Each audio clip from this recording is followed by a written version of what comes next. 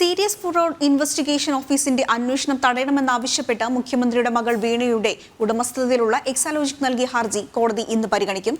കർണാടക ഹൈക്കോടതിയാണ് ഹർജി പരിഗണിക്കുന്നത്. വീണയ്ക്ക് SFIO summons അയച്ച സാഹചര്യത്തിൽ വിധി നിർണായകമാകും.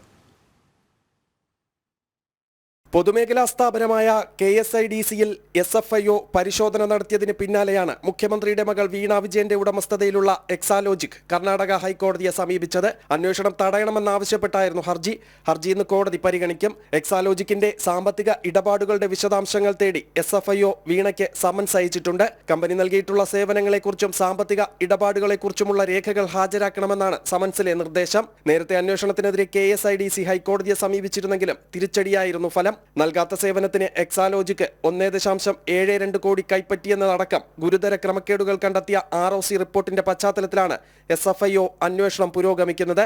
ഹർജിയിലെ ഇന്നത്തെ കോടതി വിധി കേസിൽ നിർണായകമാകും. ജനം, തിരുവനന്തപുരം.